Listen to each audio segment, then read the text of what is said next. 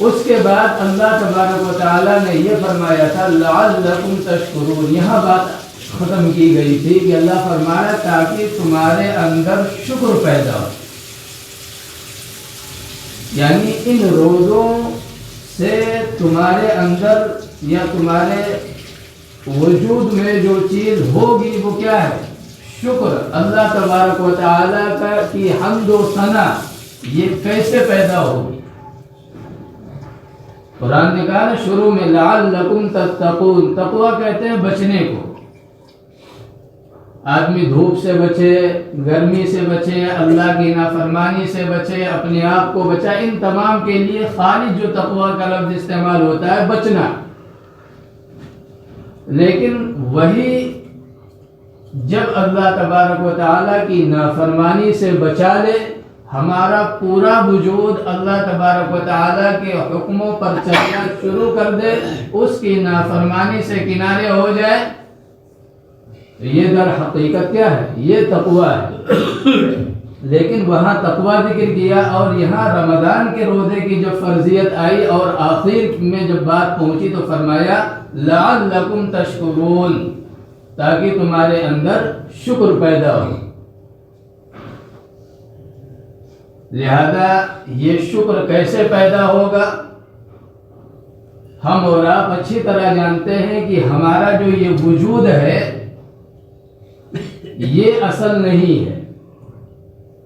یعنی جو یہ ہاتھ ہے، پیر ہے، یعنی جسم سے جو نکلی ہوئی غذا ہے، ان سے جو بننے والا ہمارا گوشت اور خون ہے، یہ حقیقت نہیں ہے. بلکہ حقیقت کیا ہے؟ اس کے اندر دوسری چیز جس کو فرشتوں نے سجدہ کیا ہے. فرشتوں نے گارے مٹی اور یہ گوشت پوشت کے لوتھڑے کو سجدہ نہیں کیا ہے. فرشتوں نے کسی اور چیز کا سجدہ کیا تھا. قرآن نے اس کو ذکر کیا فَإِذَا سَوَّيْتُهُ وَنَفَخْتُ فِيهِ مِن رُوحِي فَقَعُوا لَهُ سَاجِدِينَ. اللہ نے فرمایا فرشتوں سے پروگرام سے پہلے کہ دیکھو میں ایک چیز بنانے جا رہا ہوں، اپنا نائب اور خلیفہ بنانے جا رہا ہوں. جب اس کی ناک اور پلک اور یہ ساری چیزیں جب درست کر دوں اور کیا کروں، میں اپنی روح میں سے روح ڈال دوں.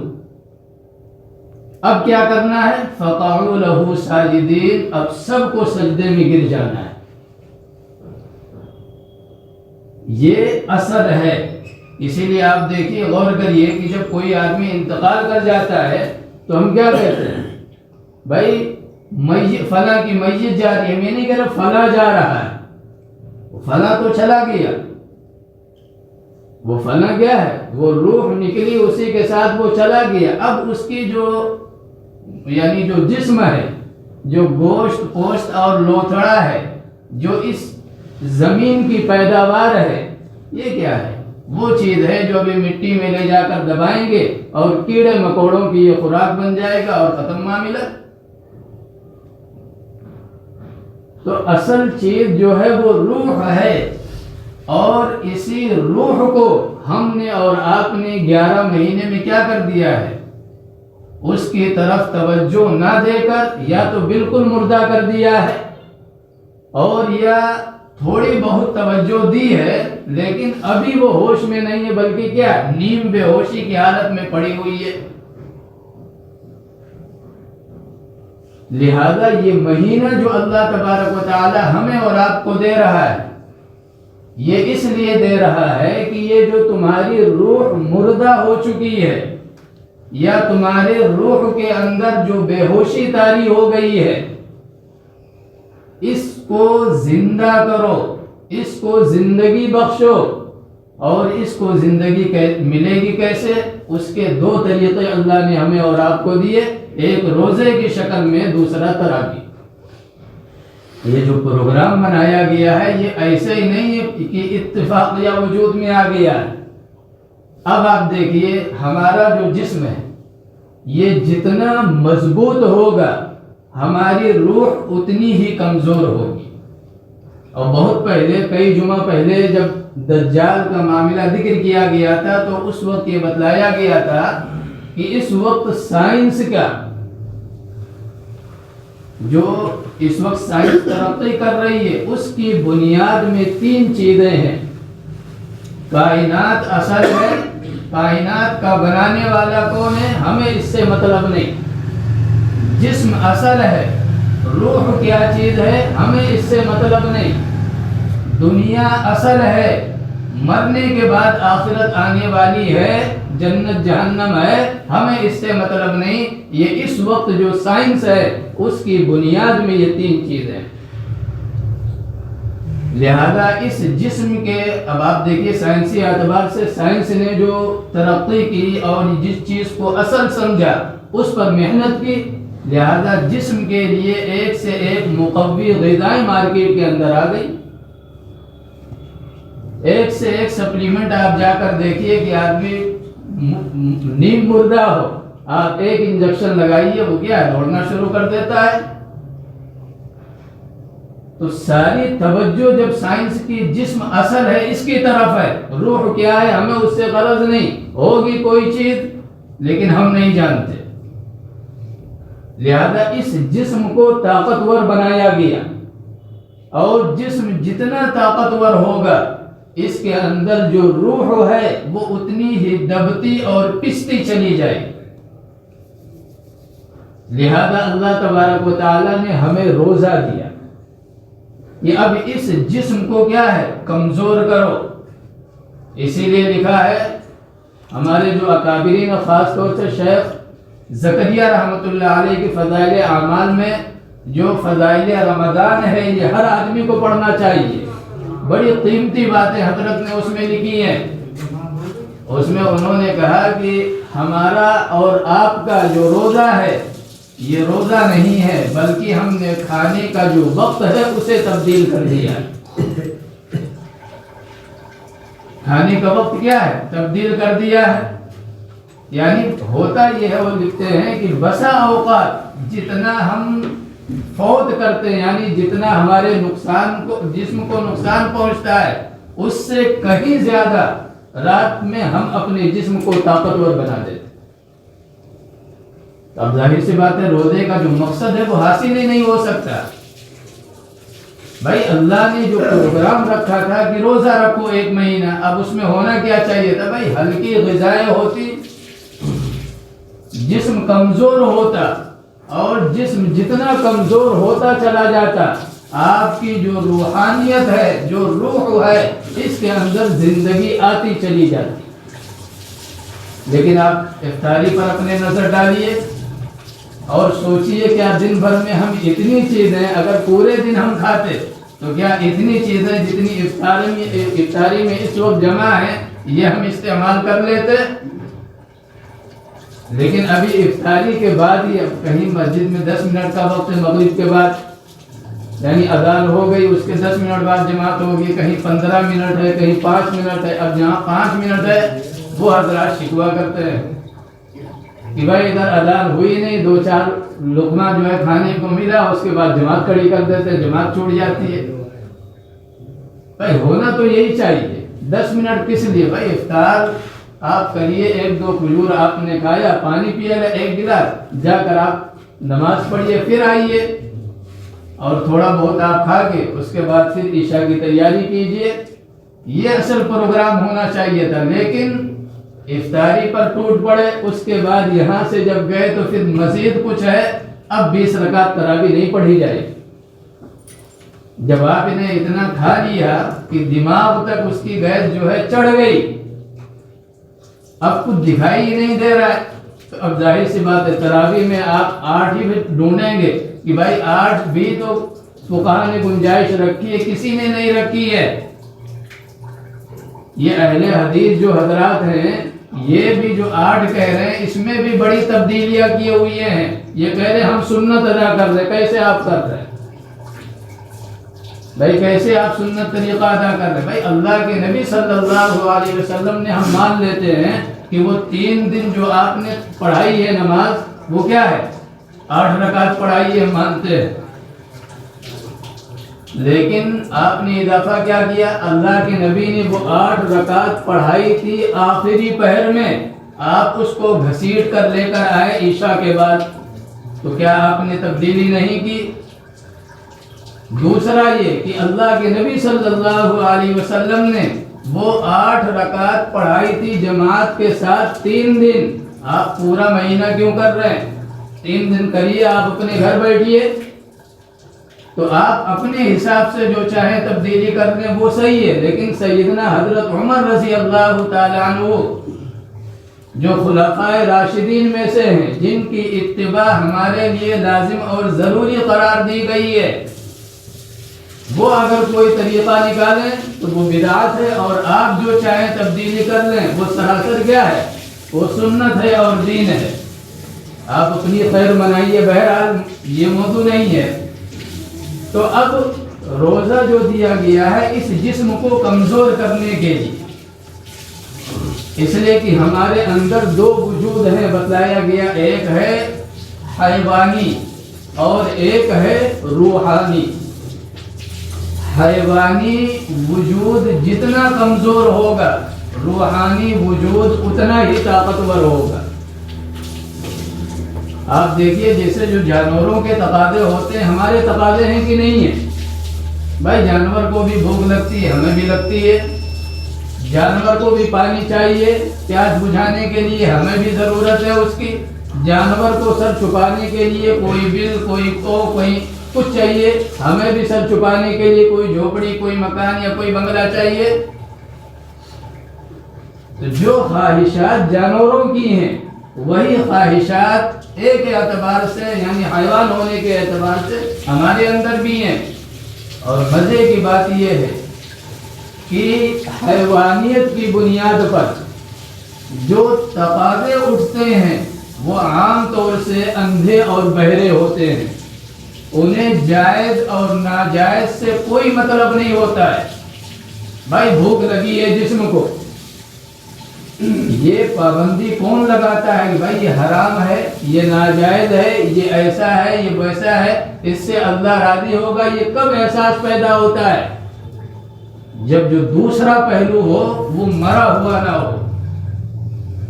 اگر دوسرا پہلو یعنی روحانیت اگر مر گئی تو پھر آدمی کیا ہے؟ نرا حیوان ہوتا ہے، جس کو قرآن نے کہا اولئک کالانعام بل ہم اضل، یعنی اللہ نے کان دیا تھا سننے کے لیے، آنکھ دی تھی دیکھنے کے لیے، دل و دماغ دیا تھا سوچنے غور و فکر کرنے کے لیے، لیکن ان تمام کو اس نے بند کر دیا، اور کیا ہے؟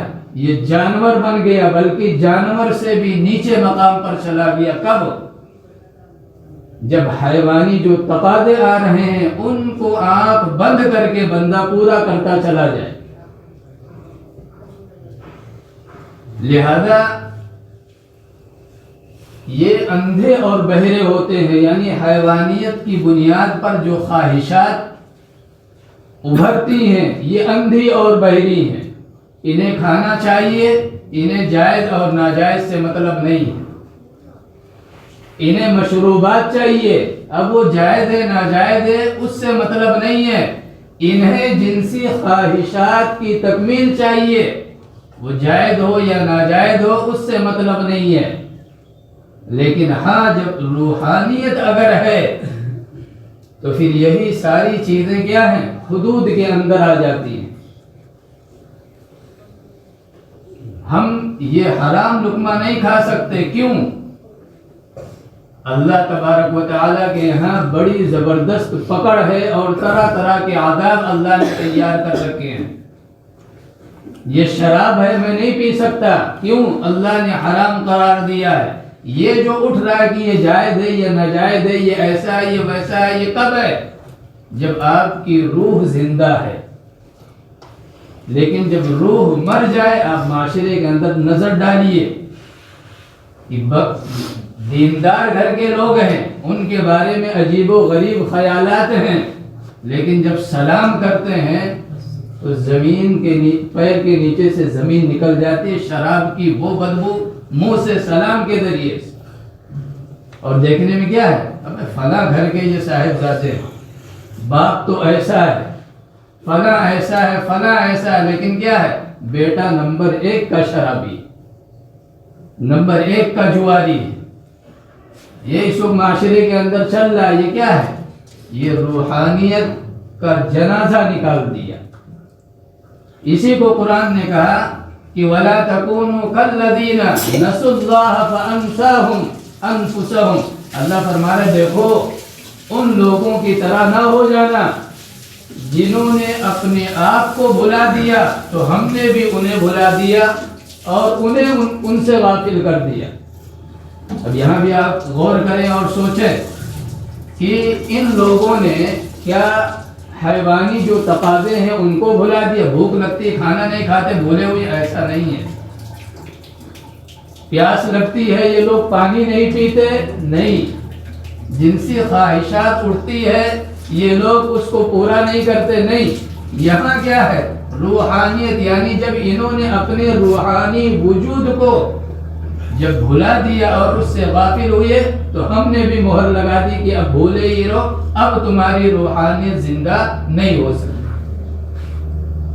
لہذا یہ دن کا پروگرام جو روزہ دیا اللہ تبارک و تعالیٰ نے، وہ اسی لیے کہ اس نفس کو، یعنی جو حیوانی تمہارا نفس ہے، اسے کچلو، اس لیے کہ ان النفس لامارۃ بالسوء، اس کا کام صرف برائیوں کا حکم دینا ہے، اس کے علاوہ کچھ نہیں۔ اور کمال کی بات یہ ہے کہ اسی حیوان پر وہ روحانی جو معاملہ ہے وہ کیا ہے؟ سوار ہے۔ آپ یوں سمجھیے کہ یہ حیوانی جو ہمارے اندر ہے ایک پہلو یہ گھوڑا ہے، اور جو روحانی پہلو ہے یہ سوار ہے۔ اب آپ خود اندازہ لگائیے کہ اگر سوار مضبوط ہو، اس کے ٹانگوں میں طاقت ہو اور گھوڑے کو سدھا لے تو اس صورت میں گھوڑا اس کو اس کی منزل پر پہنچائے گا جہاں وہ سوار جانا چاہتا ہے۔ لیکن اگر کیا ہوا؟ گھوڑا طاقتور ہو گیا اور جو اس پر سوار ہے یہ کیا ہے؟ کمزور ہو گیا، اس کی ٹانگوں میں کیا ہے؟ طاقت ہی نہیں ہے کہ جس سے گھوڑا محسوس کرے کہ ہاں ہمارے اوپر کوئی بیٹھا ہوا ہے، ہمیں قابو کیے ہوا ہے۔ تو اب کیا ہے؟ اس کی منزل وہاں ہوگی جہاں گھوڑا لے جانا چاہیے۔ اور گھوڑا کہاں لے جائے گا؟ آپ خود سوچ لیجئے، ایک جانور کہاں لے جاتا ہے؟ لہذا اللہ تبارک و تعالیٰ نے یہ روزے کا جو نظام رکھا، اسی حیوانی جو تقاضے ہیں ان کو قابو کرنے کے لیے ایک عمل ہمارے سامنے پیش کیا کہ اس میں جو جائز چیزیں ہیں ان کو بھی چھڑوا دیا۔ بھائی اس وقت آپ کے فریج میں یا گھر میں یا جہاں پر بھی کچن میں جو سامان موجود ہے وہ ایسا تو ہے نہیں کہ حرام اور ناجائز ہے، غلط طریقے سے آپ نے کمایا، جائز طریقے سے آیا، لیکن ابھی آپ جا کر کھا کر دکھا دیں وہ ابھی آپ کے لیے حرام اور ناجائز ہے۔ تو جائز چیزوں کو بھی اسلام نے کیا ہے؟ روزے کی حالت میں ناجائز قرار دیا، حرام قرار دیا۔ تو اب اس ایک مہینے کے مشق سے جو نتیجہ ہونا چاہیے وہ کیا چیز؟ کہ اب جو آنے والے 11 مہینے ہیں ان میں کم سے کم ہم حرام سے تو بچ جائیں، یعنی حلال کو نہ چھوڑیں۔ یہاں تو حلال بھی چھوڑوا کر، حرام تو یعنی بہت دور کی بات، حلال بھی چھوڑوا کر 1 مہینہ مشق کرایا کہ دیکھو یہ اپنا جو تمہارا نفس ہے اسے قابو کرنا سیکھو، اس کی ہر خواہش پوری کرنا، یہ اس کو سرکش اور باغی بنانا ہے اور اپنے آپ کو غلط راستے پر ڈالنا ہے۔ لہذا اس کی نکیل پکڑو اور اس کو اپنے قابو میں کرو۔ لہذا جائز چیزیں جو ہیں اس سے بھی اس کو دور رکھو۔ 1 مہینہ مسلسل جب اس طرح مشق کرو گے تو لازمی نتیجہ کیا نکلنا چاہیے کہ 11 مہینے جو ہیں اس میں اگر ہم حلال سے تو نہ بچیں لیکن حرام سے ہر حال میں بچنے والے بن جائیں۔ ایک مشق تو یہ کرایا روزوں کے ذریعے سے، دوسرا انہی روزوں کے ذریعے سے اللہ تبارک و تعالیٰ نے ہمیں اور آپ کو ایک اور مشق کرائی ہے کہ یاد رکھنا تم سب حکم کے غلام ہو. تمہاری جو حقیقت ہے یا تمہاری جو حیثیت ہے وہ ایک عبد اور غلام سے زیادہ کچھ نہیں ہے. جب اللہ کوئی چیز کا حکم کرے تو اس صورت میں چوں چرا کا اختیار غلام کو نہیں ہوا کرتا.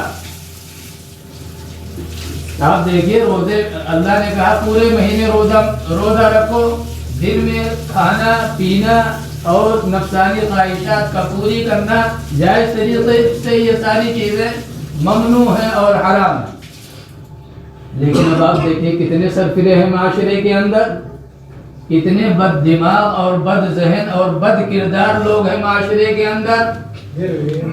کہ کیا ہے، کیا کہہ رہے ہیں کہ ہمیں بھائی اللہ کو بھوکا پیاسا مار کر ہمیں کیا ملے گا. روزے میں لوجک کیا ہے، روزے کی حقیقت کیا ہے؟ بھائی بڑی حقیقتیں بیان کی ہیں، اس کے اندر بڑے فائدے ہیں. آپ جا کر ڈاکٹروں سے رابطہ کریں، لیکن ہم کہہ رہے ہیں کوئی فائدہ نہیں ہے. تو بھی حکم دینے والا کون ہے؟ آقا ہے، مالک ہے. جب اس نے کہہ دیا کہ بھائی کھانا چھوڑ دو، تو اب ایک غلام ہونے کی حیثیت سے، ایک عبد ہونے کے اعتبار سے ہمیں اپنے آقا اور مالک کے حکم پر انگلی اٹھانے یا سوال کرنے کی اجازت نہیں ہے. آپ دیکھیے جہاں طاعت و فرمانبرداری کا معاملہ ہے، حضرت ابراہیم علیہ السلام کی زندگی آپ دیکھیے، خلیل اللہ بننا کوئی آسان کام تھا؟ یا آپ صلی اللہ علیہ وسلم کی سیرت طیبہ پر نظر ڈالیے، کیا اللہ کا حبیب بننا کوئی آسان کام تھا؟ ابراہیم علیہ السلام سے پوچھئے کہ آنکھ میں چھلاگ لگانے کا مزہ کیا ہے. بیوی بچوں کو غیر وادی ذی زرع میں چھوڑ کر بھری ہوئی آنکھوں کے ساتھ واپس ایک یعنی آباد شہر کی طرف جانے میں لطف اور مزہ کیا ہے. یا محمد صلی اللہ علیہ وسلم سے پوچھئے کہ اللہ کے نام پر طائف کے اندر اس طرح آپ کو آپ کے خون میں نہلا دیا گیا، لیکن اس کے اندر لطف و مزہ کیا ہے؟ یہ کیا ہے؟ یہ کوئی حبیب اللہ ہے، کوئی خلیل اللہ ہے. اور ہم اور آپ اپنا جائزہ لیں، ایک روزے میں دنیا بھر کی باتیں چلتی ہیں معاشرے کے اندر. اس روزے میں اللہ تبارک و تعالی ہمیں اور آپ کو یہ تربیت کر رہا ہے، یہ سمجھا رہا ہے کہ ذہن میں یہ بات بٹھاؤ کہ میں رب العالمین ہوں، میں احکم الحاکمین ہوں، تم سب غلام ہو، اس سے زیادہ تمہاری کوئی حیثیت نہیں، لہذا میری مان کر زندگی گزارنا، اسی میں تمہارا فائدہ ہے. لہذا یہ روزے کا معاملہ ہے کہ روزہ جو رکھوایا گیا، ہمارا جو روحانی جسم، روحانی جو یعنی ہمارے جسم کے اندر جو روحانیت ہے اس کو طاقتور کرنا، اور جو حیوانیت ہے اس کو کمزور کرنا، اس کے لیے روزے کا پروگرام دیا گیا.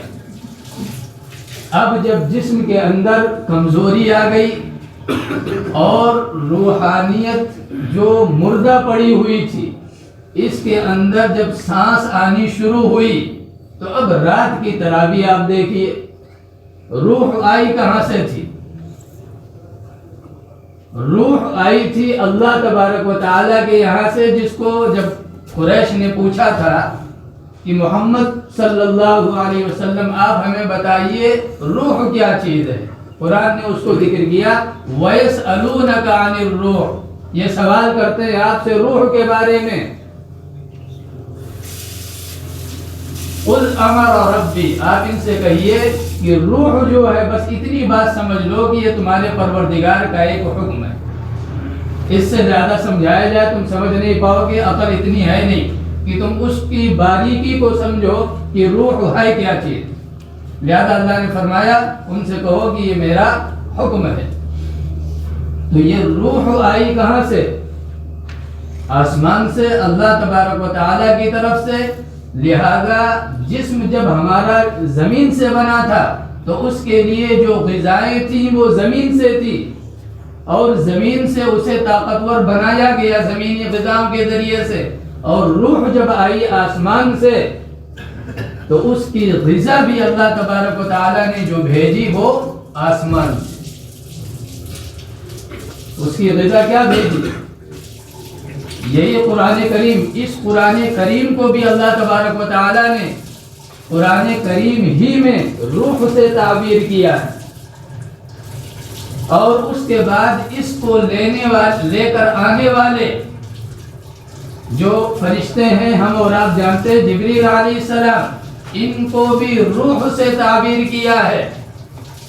اور اس کے بعد یہ قرآن جہاں اتارا جا رہا ہے وہاں جسم کا ذکر نہیں کیا گیا، بلکہ وہاں پر بھی اللہ کے حبیب صلی اللہ علیہ وسلم کے دل کو ذکر کیا ہے۔ تو یہ روح آئی تھی اللہ تبارک و تعالیٰ کے یہاں سے، اب اس کی غذا جو چلی ہے قرآن کریم کی شکل میں یہ روح ہے، اور اس کو لانے والا جو فرشتہ ہے نزل بہ الروح الامین، وہ بھی روح ہے، اور جہاں اتارا جا رہا ہے تو وہ جسم پر نہیں، نزل بہ علی قلبک، وہ کیا ہو رہا ہے؟ وہ دل پر اتارا جا رہا ہے۔ اور دل جب آباد ہو گیا اور دل جب روشن ہو گیا تو کیا ہے؟ پورا وجود آپ کا چمکے گا۔ لہذا تراویح دی کہ اب رات میں کھڑے ہو جاؤ۔ بہت سے لوگوں کو تراویح سے بڑی دقت ہے، بڑی الرجی ہے، تو یاد رکھیں سیدنا حضرت عمر رضی اللہ تعالیٰ عنہ کا جو حکم ہے یا جو آپ کا عمل ہے وہ ہمارے لیے حجت اور ہمارے لیے دلیل ہے، آپ کے لیے ہو یا نہ ہو وہ آپ سمجھیں۔ لیکن حضرت عمر نے جب ایک بات طے کر دی اور مسجد نبوی میں اور دونوں حرموں کے اندر 20 رکعت پر امام کو آگے بڑھا دیا، سارے مقتدیوں کو پیچھے کر کے انہیں 10 سلام پر جمع کر دیا، تو اب حضرت عمر کا یہ عمل ہمارے لیے حجت اور دلیل ہے، اور یہ 1400 سال سے آج تک اسی طرح چلا آ رہا ہے۔ وہ اگرچہ چونکہ اب نفسانی خواہشات کے بندے ہیں اور وہی ساری چیزیں اب پوری کرنی ہے، اس کے اندر تبدیلی اور تغیر کریں وہ سمجھیں، لیکن 1400 سال سے آج تک دونوں حرموں کے اندر 20 رکعت تراویح پڑھی اور پڑھائی گئی ہے۔ اور چاروں جو مشہور فقہ ہیں، امام احمد بن حنبل، امام شافعی رحمۃ اللہ علیہ، امام ابو حنیفہ اور امام مالک، ان چاروں نے 20 پر مہر لگائی، یعنی 2 4 8 نہیں، بلکہ امام مالک تو کہہ رہے ہیں کہ 36 رکعت تراویح ہے، امام ابو حنیفہ کہہ رہے ہیں بھائی تھوڑا کم ہی رکھو ورنہ سب بھاگیں گے، ابھی تو کچھ بھاگ رہے ہیں 8 کے بعد، ورنہ کیا ہے جب 36 پر آپ فتوا دیں گے اور مہر لگا دیں گے کہ تراویح 36 رکعت ہے تو کیا ہے مسجد میں مارے ڈر اور خوف کے لوگ آئیں گے ہی نہیں، لہذا 20 ہی رہنے دیجیے۔ لہذا چاروں ائمہ نے کیا ہے 20 پر مہر لگائی۔ اب وہ آپ کے لیے ائمہ دلیل نہ ہو، آپ بھی انسان اپنے آپ کو سمجھتے ہو، کہتے وہ بھی ہماری طرح انسان تھے، تو بھائی وہ آپ کا مسئلہ ہے، وہ آپ سمجھیں، اس سے لینا دینا نہیں ہے۔ لیکن بہرحال یہ 20 رکعت تراویح یہ در حقیقت قیام اللیل ہے۔ حضرت عمر رضی اللہ تعالیٰ عنہ نے بس یہ سوچا کہ کیونکہ مدینہ والے، پچھلے ہفتے بات رہ گئی تھی کہ مدینہ والے یہ کاشتکار لوگ ہیں، دن بھر کھیتی کسانی کرتے ہیں، محنت مزدوری کرتے ہیں، اور پھر انہیں اگر رات کے آخری پہر میں لے جا کر ان کو کھڑا کیا جائے تو ان سے یہ کام تو نہیں ہو سکے گا۔ بھائی روزہ تو کسی طرح رکھ لیتے ہیں، لیکن پھر رات کے آخری پہر میں ان کو کھڑا کر کے اور اس طرح لمبی لمبی رکعتوں والی نماز ان کے سامنے پیش کی جائے تو یہ تو آئیں گے ہی نہیں۔ تو ہوا کیا، حضرت عمر نے یہ فیصلہ کیا کہ بھائی کل چھوڑنے سے بہتر یہ ہے کچھ تو لے لو۔ لہذا حضرت عمر رضی اللہ تعالیٰ عنہ نے وہ جو اللہ کے نبی نے آخری پہر میں 3 دن جماعت کرائی تھی اس کو عشاء سے متصلاً جوڑ دیا۔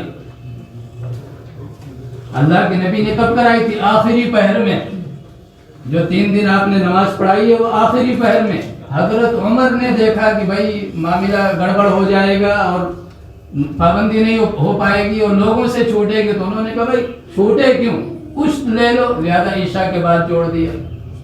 اور وہاں جو تراویح پڑھی گئی تھی وہ بتلایا گیا تھا لاٹھی اور ڈنڈوں اور کیا ہے ویلچیئر پر لوگ گئے تھے، انہوں نے کہا چلو ٹھیک ہے اتنی لمبی تو نہیں، کم سے کم 20 رکھ لو۔ ابی ابن کعب کو آگے بڑھا دیا اور نماز ہونی شروع ہوئی اور حضرت عمر رضی اللہ تعالیٰ عنہ وطر پڑھاتے، باقی نماز ابی ابن کعب رضی اللہ تعالیٰ عنہ پڑھاتے۔ لیکن ایک چیز اور ملتی ہے کہ عورتوں کے لیے حضرت عمر رضی اللہ تعالیٰ عنہ نے انتظام کروایا تراویح کا، ان کے لیے ایک دوسرے صحابی ہیں ان کو متعین کیا کہ ابی ابن کعب مردوں کو پڑھائیں گے اور یہ فلاں نام بہن سے نکل رہا کہ فلاں ہیں یہ عورتوں کی تراویح کرائیں گے۔ یہ تراویح جو ہے یہ کیا ہے، اس روح پر اللہ کے کلام کے جو انوار و برکات ہیں اس کو اتارنا ہے۔ اسی لیے قرآن نے کیا کہا، وَرَتِّلِ الْقُرْآنَ تَرْتِيلًا۔ ہم اور آپ تراویح کیا ڈھونڈتے ہیں، ایسی جگہ چلو جہاں نہ امام سمجھے کہ ہم کیا پڑھ رہے ہیں، مطلب امام کو بھی نہیں پتا ہوتا کہ ہم پہنچے کہاں اس وقت۔ اب وہ جہاں زبان رک گئی، جہاں سے چل گئی بس چل رہی ہے، معاملہ ختم ہے۔ اب جو پیچھے ہیں ان کو کبھی آباد آ رہی یعلمون، کبھی تعلمون، کبھی علم کرا، کبھی کیے، کبھی وہ، اس طرح کی آوازیں، یعنی عجیب عجیب جب آدمی بے ہوشی کی حالت میں ہو یا بیمار ہو تو آپ دیکھیے کیسی عجیب و غریب آوازیں نکالتا ہے۔ تو یہی ساری چیزیں کیا ہیں، ہم اور آپ تلاش کرتے ہیں کہ بھائی جلدی 2-4 دن میں ہم پڑھ لیں اور اس کے بعد فری ہو جائیں، ٹہلے گھومیں، موج مستی کریں۔ حالانکہ رمضان میں جو تراویح دی تھی وہ روح کی غذا کے لیے تھی کہ جسم اب چونکہ کمزور ہو گیا ہے اور روح کے اندر کچھ طاقت اور توانائی آ گئی ہے، لہذا تراویح جب قرآن کریم کو اطمینان سے پڑھو گے اور ٹھہر ٹھہر کر جب سینے میں اس کو اتارو گے، سنو گے، تو اس صورت میں کیا ہوگا، اب قرآن نے کہا لعلکم تشکرون، تمہارے اندر کیا ہے، شکر پیدا ہوگا۔ یہ شکر کیسے پیدا ہوا، شکر اس معنی کر کہ بھائی میں تو اپنے وجود کو بھول بیٹھا تھا، میں اپنے آپ سے غافل ہو گیا تھا، میں جانتا ہی نہیں تھا میں کون ہوں۔ یہ تو قرآن کی برکت ہے جس نے ہمیں بتلایا کہ تمہارا ایک پہلو روحانیت کا بھی ہے، تمہارے اندر روح بھی ہے اور وہی در حقیقت کیا ہے، زندگی ہے اور اسی کی موت ہے۔ لہذا میں اس سے غافل تھا اور اس غفلت سے دور کرنے والی جو چیز تھی وہ کیا تھی، قرآن کریم۔ لہذا اللہ تبارک و تعالیٰ نے فرمایا جب یہ تمہارے اندر احساس ہو جائے گا، روحانیت تمہاری زندہ ہو گئی اور تمہیں پتہ لگ گیا کس کے ذریعے سے زندہ ہوئی، لعلکم تشکرون۔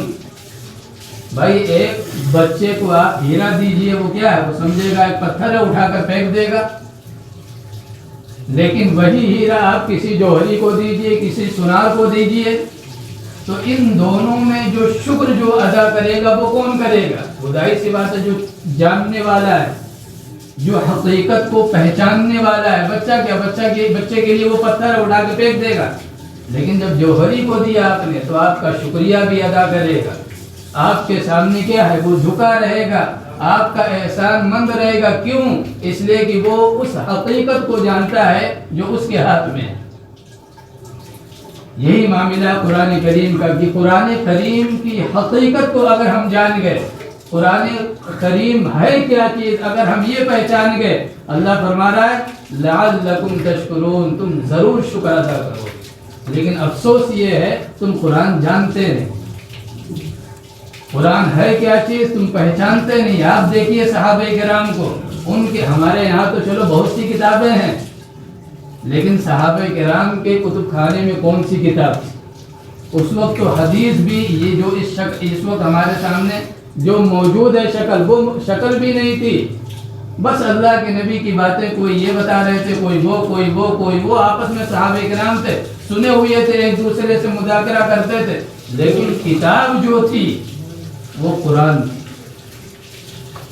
اسی قرآن کے ذریعے سے آپ دیکھیے وہ لوگ کہاں سے کہاں تک پہنچے۔ سمندروں پر گھوڑے انہوں نے دوڑائے، جنگلوں میں جو درندے ہیں انہوں نے آگے بڑھ کر صحابہ کرام کے قافلے کا استقبال کیا، جنگل خالی کیا کہ آج محمد کے غلام یہاں قیام کریں گے، ہمارے لیے جنگل میں رہنا مناسب نہیں ہے۔ یہ کیا؟ یہ قرآن کریم کو انہوں نے سمجھا تھا، قرآن کریم کا جو مقام اور مرتبہ ہے اسے پہچانا تھا، تو ساری دنیا نے بھی ان کا کیا ہے، لوہا مانا تھا، اور جدھر بڑھے تھے کامیابی نے بڑھ کر ان کا استقبال کیا تھا۔ جس کو علامہ اقبال نے کہا نا، وہ معزز تھے زمانے میں مسلمان ہو کر، اور ہم ذلیل و خوار ہوئے تارک قرآن ہو کر۔ ہم نے قرآن کو چھوڑا تو اللہ نے ہر جگہ ذلت و رسوائی ہمارے مقدر میں کیا ہے لکھ دی کہ اب ذلیل ہوگے، ہر جگہ ٹھوکریں ماری جائیں گی، تم دعائیں کرو گے، لکھو گے، چلاؤ گے، لیکن سنا نہیں جائے گا۔ کیوں؟ اس لیے کہ قرآن تم نے چھوڑ دیا۔ لہٰذا یہاں پر قرآن نے یہی بات کہی، لعلکم تشکرون، یہ اتنی بڑی چیز ہے کہ اگر تم پہچان لو گے تو شکر ادا کیے بغیر نہیں رہ سکو گے۔ لیکن افسوس کہ زندگی گزر گئی، بڑھاپا آ گیا، قرآن کی جو صورتیں ہم نماز میں پڑھتے ہیں ہمیں ان تک بھی خبر نہیں کہ اللہ کا پیغام یا اللہ کا حکم ان آیتوں کے اندر کیا ہے۔ تو تراویح کیسے پڑھو گے؟ 20 رکعت بعد ڈھونڈو گے، اور دوسرا یہ جو ٹھہر ٹھہر کر پڑھے گا تو وہ ٹائم دکھاؤ گے کہ فلاں جگہ ہم تراویح پڑھنے گئے تھے، انہوں نے 4 پارے پڑھائے تھے اور 4 پارے میں پون گھنٹہ لگا، اور آپ نے 1 پارہ پڑھایا اور 1.25 گھنٹہ 1.5 گھنٹہ لگ گیا۔ یہ کیا ہے؟ یہ ساری چیزیں آپ اچھی طرح سمجھ سکتے ہیں کیا چیزیں چل رہی ہیں اس وقت، اور ہم کس رخ پر جا رہے ہیں، اور ہمارے ساتھ جو کچھ ہو رہا ہے اس کائنات کے اندر وہ بالکل درست ہے۔ یہی عادل کا تقاضا ہے کہ اللہ ہمارے ساتھ ایسا ہی معاملہ کرے۔ اب اس کے بعد اللہ فرما رہا ہے ایک بات اور کہ وَإِذَا سَأَلَكَ عِبَادِي عَنِّي فَإِنِّي قَرِيبٌ۔ یہ جو قرآن کے الفاظ آ رہے ہیں یہ ایسے ہی نہیں ہے۔ آپ دیکھیے روزے کو بیان کیا، لیکن روزے کے ساتھ اللہ کے نبی نے کئی حدیثوں میں جو آئیں گی تراویح کو آپ نے جوڑا ہے۔ اس کے بعد یہاں پر آیا کہ قرآن سے در حقیقت روحانی جو ترقی ہے وہ مقصود ہے۔ اب ظاہر سی بات ہے جب بندہ روزہ رکھ کر جسم کو کمزور کر لے گیا، روحانیت کو مضبوط کر لے گیا، تو اب اس کی تلاش کیا ہے؟ بھائی ہم اللہ سے رابطہ کیسے کریں؟ اللہ کہاں ہے؟ اللہ کو ہم کیسے پکاریں؟ یہ آواز ہے فطرت کی، یہ ہمارے اندر کی آواز ہے۔ قرآن نے اس کا جواب دیا، وَإِذَا سَأَلَكَ عِبَادِي عَنِّي فَإِنِّي قَرِيبٌ۔ حالانکہ اس کا اگر غور کریں کہ یہ جو دعا آ رہی ہے اس کا نہ تو تراویح سے کوئی لینا دینا ہے، نہ رمضان سے کوئی لینا دینا ہے، اور اسی طرح آگے جو اعتکاف کی بات آ رہی ہے اس سے کوئی لینا دینا، یہ بظاہر ایسے ہی آ رہی، لیکن حافظ ابن کثیر رحمۃ اللہ علیہ نے فرمایا نہیں، یہ بے مطلب نہیں ہے، یہ جو بن گیا، جو سمر گیا، جس نے اپنے آپ کو پہچان لیا، یہ اس کی آواز ہے۔ بھائی اللہ ہے کہاں؟ ہم اللہ سے کیسے مانگیں؟ اللہ کے سامنے اپنا دکھ درد کیسے بیان کریں؟ قرآن جواب دے رہا، گھبراؤ نہیں، اللہ کے نبی سے کہلوایا جا رہا ہے کہ آپ کہیے جب میرے بندے آپ سے سوال کریں، یہ کیا ہے؟ اب میرے بندے بن چکے ہیں۔ وَإِذَا سَأَلَكَ عِبَادِي، جب میرے بندے آپ سے سوال کریں، کیا سوال یہ کر رہے ہیں کہ میرے اللہ کے بارے میں، تو ان سے فرمائیے فَإِنِّي قَرِيبٌ، میں تو بالکل قریب ہوں، تم بھول گئے تھے، تم دور سمجھے ہوئے تھے، میں تو کبھی تم سے دور نہیں گیا تھا، میں تو ہر وقت تمہارے پاس تھا، لیکن تم ہی غافل ہو گئے تھے، سو گئے تھے، جو تمہارے دل کی دنیا تھی اسے کیا ہے برباد کر لیا تھا، چلو اب جاگ گئے ہو، اب آ گئے ہو، مانگنا چاہ رہے ہو، ٹھیک ہے مانگو، فَلْيَسْتَجِيبُوا لِي، یوں ہی تمہارے منہ سے کوئی بات نکلے گی میں فوراً اسے قبول کروں۔ ایک تو یہ، دوسرا یہ کہ جب پکارو گے میں لبیک کہوں گا۔ آپ اندازہ لگائیے جو آیتیں آ رہی ہیں یہ کتنی ترتیب وار ہیں اور کس طرح ہمارے فطرت کی جو عکاسی ہے اس کو بیان کی جا رہی ہے۔ لہذا فرمایا کہ جب یہ وہ کریں تو ان سے کہیے ہم میں قریب ہوں، یہ جب پکاریں گے میں ان کے سوال کے لیے حاضر ہوں یا ان کی فریاد کو پوری کرنے کے لیے میں حاضر ہوں۔ آگے فرمایا وَلْيُؤْمِنُوا بِي، اور چاہیے کہ مجھے پر ایمان رکھیں۔ بھائی رمضان روزہ رکھنے والا تراویح رات کو کھڑے ہو کر تہائی رات تک لے جانے والا یا کم سے کم ثلث تک لے جانے والا یا نصف رات، یہ کیا ایمان والا نہیں ہے؟ یہ ایمان والا ہے، مسلمان ہے، لیکن یہاں اللہ فرما رہا وَلْيُؤْمِنُوا بِي، انہیں چاہیے کہ وہ مجھ پر ایمان رکھیں۔ کیا مطلب؟ اس وقت جو شکلیں ہمارے سامنے ہیں لوگ بیان کرتے ہیں نا کہ ہماری اتنی یہ ہمارا وہ زبان سے اگر سے یہ کہیں کہ میرا رب اللہ ہے، لیکن حقیقت دل کی اگر کھول کر دیکھو تو یہ سمجھ رہے ہیں کہ اگر یہ کارخانہ ہم نہ لگائیں بیوی بچے بھوکے مر جائیں، اگر ہم یہ کاروبار نہ کریں تو یہ ہو جائے، اگر یہ نہ کریں تو یہ جو بت بیٹھے ہوئے ہیں اللہ فرما رہا ہے اسے دور کرو، خالص مجھ پر ایمان رکھو۔ اور جب ایمان رکھو گے تو اب سب سے بڑی کامیابی کا اللہ تبارک و تعالیٰ کیا ہے خوشخبری دے رہا ہے لعلہم یرشدون، اس سے اونچا لفظ قرآن میں استعمال نہیں ہوا۔ صحابہ کرام کے بارے میں کہیں آتا اولئک هم المفلحون، کہیں ان کے بارے میں آتا ہے کہ یبتغون فضلا من ربهم، طرح طرح کے، لیکن جو سب سے اونچے مقام پر ان کو لے جاتا ہے وہ کیا ہے اولئک هم الراشدون۔ اب اس سے اونچا مقام اور مرتبہ بیان کرنے والا کوئی دوسرا لفظ آپ کو نہیں ملے گا، لہذا قرآن نے کہا لعلہم یرشدون، تاکہ کیا ہے تم بھی اسی مقام اور مرتبے پر، یعنی گویا یوں کہا جائے سب سے اونچے اور بلند مقام پر تم پہنچ جاؤ۔